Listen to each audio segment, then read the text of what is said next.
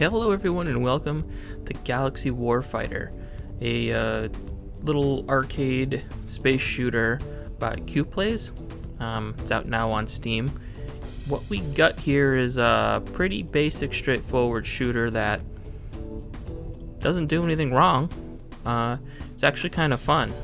So it's I think the levels are a little procedurally generated with bosses at the end. And you can kind of go through here and see my profile, kind of what I've done so far. We got 3,454 coins, which is your upgrade currency. We've destroyed 2,053 enemies. We're only 4% complete. I don't know if that means total levels or if that just means upgrades, because we have upgrades here that we spend our coins on, which you get coins by defeating enemies. So let's just jump into it and see. I have not tried this level yet. This is level 5. It starts out kind of easy and a little grindy. That's what I initially thought. It was going to be a little bit of a problem in that respect. Like, you're going to have to grind for coins and stuff. But once you start getting some of the upgrades, you start being able to get through the levels pretty quickly. And some of the bosses have been a little challenging. It's a little bullet helly too. So right now what I got for upgrades is I got a double cannon here, which, well, does double damage, which is nice.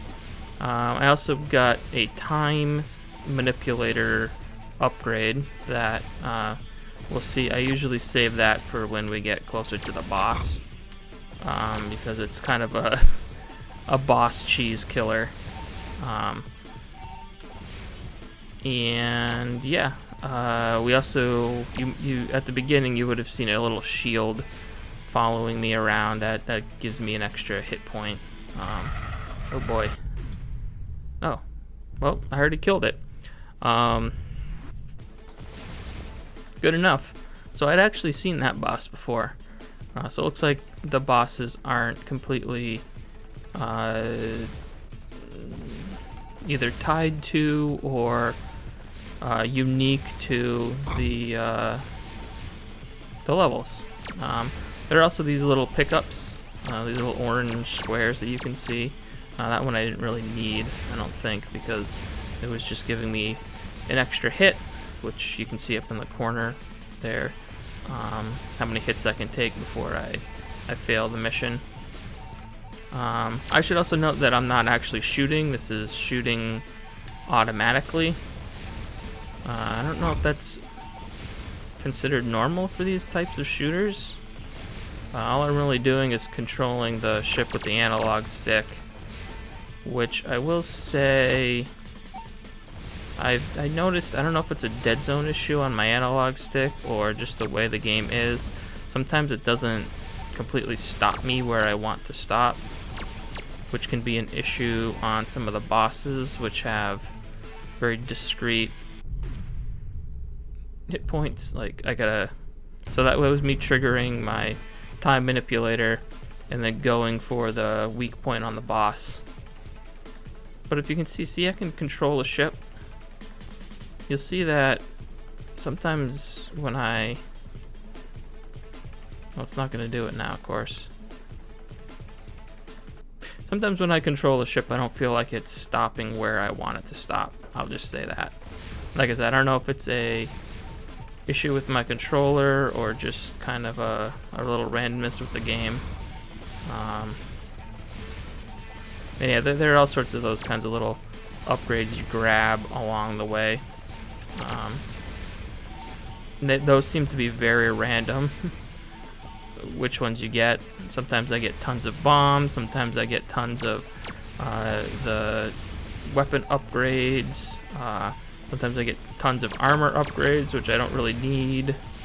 They don't seem to be really planned out for whatever you really need at the moment.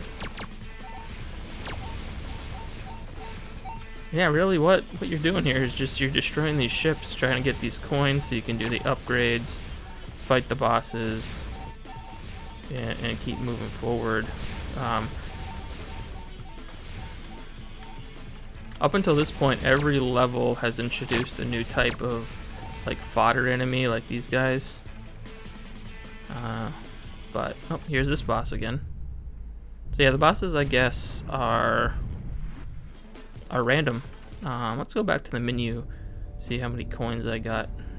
So I got 937, which isn't enough to get me an upgrade yet. At this point, the only upgrade I haven't gotten is, I think, drones, which starts at 1,000 coins. Or shockwave. I don't have shockwave either. Shockwave creates a power wave that hits opponents. It increases the amount. Yeah, okay. And yeah, the ceiling on some of these upgrades is pretty high. You gotta do a lot of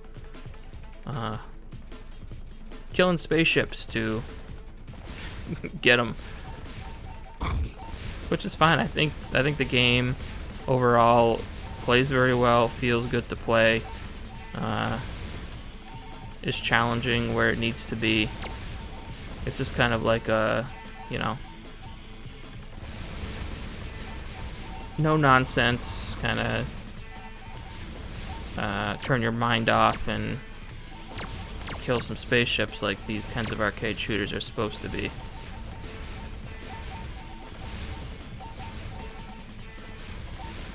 I want to get that wave. I want to see what that wave does. So I want to get some coins for that, and then probably call it at there, because there's not a whole lot more to talk about with the game. I don't think there's going to be some surprise twist partway through where it turns into something completely different. It's going to be the boss. Nope, this guy. Guy reminds me of Sinistar, if you remember that game from way long time ago. Yeah.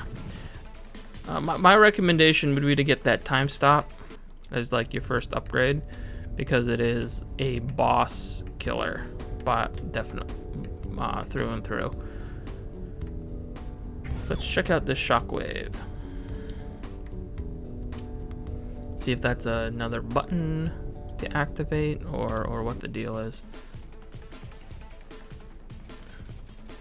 Yep. All right. So X is going to be for that shockwave, and those things you'll see the two things there. They charge up over time. I thought maybe they charged up based on amount of enemies you kill, but it looks like it's based on time. So as soon as that's filled up, I am going to use it so I can show you guys if that's a worthy upgrade to jump for, go for early on or not. Oh, okay. I thought it was going to be a little bit cooler than that, but that was pretty cool that it wiped out the whole playfield.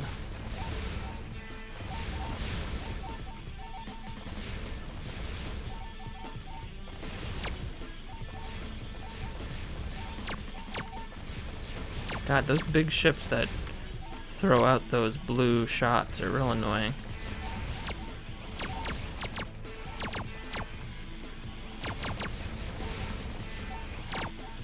Once they shoot that one shot. Oh, this guy. Ooh, this guy. I don't like this.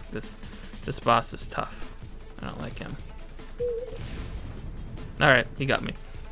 So it does get a little bit challenging. I know I mowed through some levels there, but there's definitely a point where it gets difficult, and you need to kind of come back to your hangar and buy some upgrades to get through the whatever level you're currently on. Now let's see what. So I'm 8% in. I'm on mission 9.